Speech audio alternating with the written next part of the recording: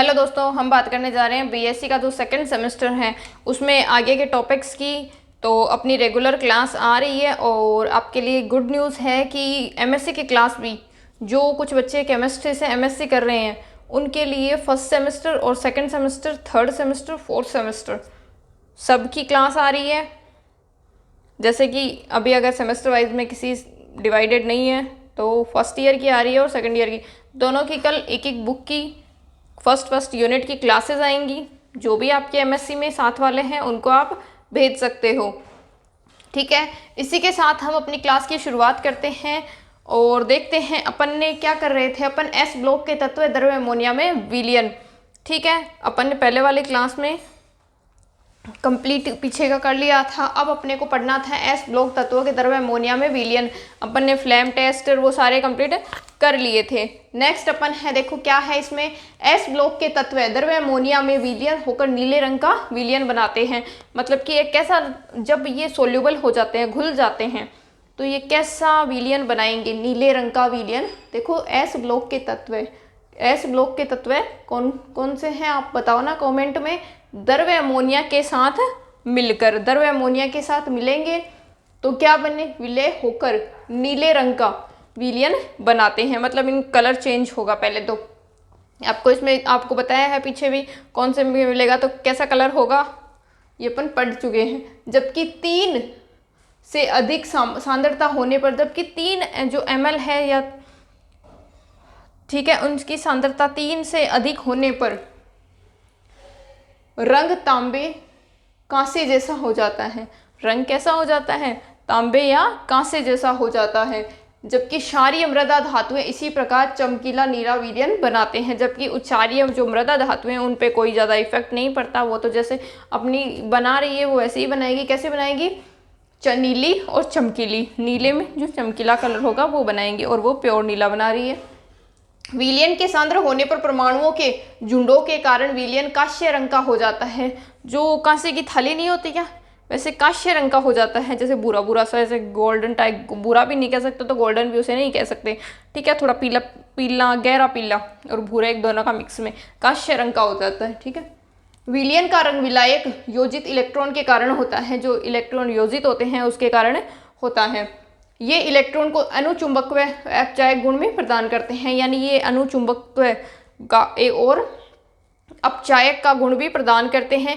Next अपन ने equation इसमें की है M+XY, यानी कि यहाँ अपन लिगेंड ले लेंगे, द्रव्य अमोनिया के साथ करवाएंगे, M+ बन जाएगा, अमोनिया के साथ विलय होकर इलेक्ट्रॉन योजित बन जाएगा, ठीक है।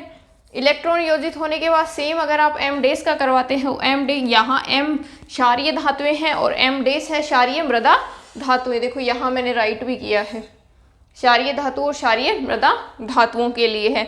इतना आपको समझ में आया होगा। नेक्स्ट इसमें देखो नोट लिखा है एक, क्या है इंपॉर्टेंट चीज, विलयनों की चालकता शुद्ध धातुओं के समान होती है। मतलब कि विलयन की जो चालकता है वो शुद्ध धातुओं के समान होती है। उसमें कोई, जो ये एकदम प्योर होते हैं, इसमें कोई अशुद्धि नहीं होती या मिलावट नहीं होती।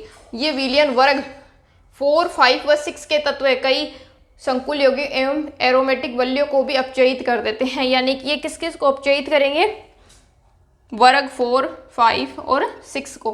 इनको, इनके कई तत्व है, मतलब सारे नहीं कह सकते, कुछ तत्व हैं जिनको आप ये क्या कर देंगे, संकुल यौगिक व एरोमेटिक वल्यों को भी अपचयित कर देंगे। नेक्स्ट है हाइड्राइडो, हाइड्रो के प्रमुख लक्ष्य, सॉरी ये हाइड्रो लिखा गया है, बाकी हाइड्राइडो होगा यहाँ।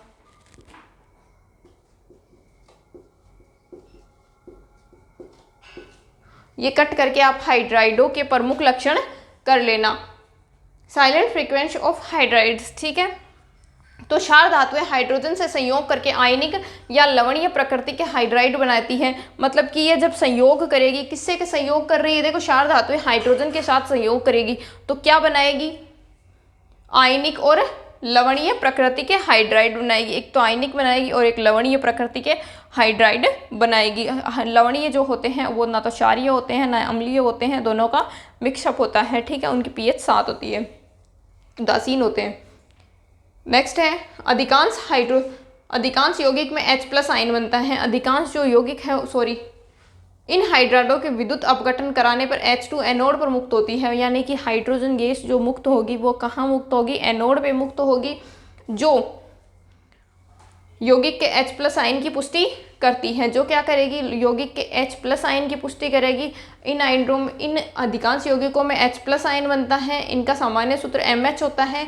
इनमें H हाइड्राइड आयन H+ के रूप में रहता है, जबकि हाइड्रोजन H+ के रूप में रहता है। हाइड्राइड जो आयन है वो H- के रूप में, और जो हाइड्रोजन है वो किसके रूप में, H+ के रूप में रहेगा। ठीक है, फिर विद्युत अपघटन कराने पर एनोड पे H2 गैस निकल जाएगी, मतलब मुक्त होगी, और यौगिकों में H+ आयन की पुष्टि करता है। अब ये क्या करेगा, ये संकुल यौगिक H+ आयन की पुष्टि करेगा।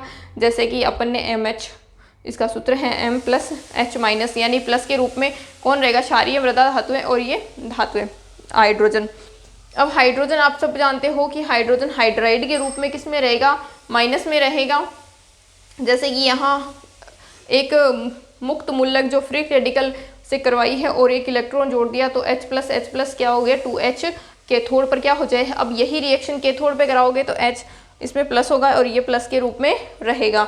आपको बताया है कि हाइड्रोजन प्लस के रूप में रहेगा तो ये प्लस के रूप में आएगा, जबकि हाइड्रोजन यहाँ आयन के रूप में है तो माइनस के रूप में रहेगा। अगर आपको स्क्रीनशॉट लेना है तो आप ले सकते हो। ठीक है, उम्मीद करते हैं आपने स्क्रीनशॉट ले लिया होगा। नेक्स्ट स्लाइड पे हम चलते हैं।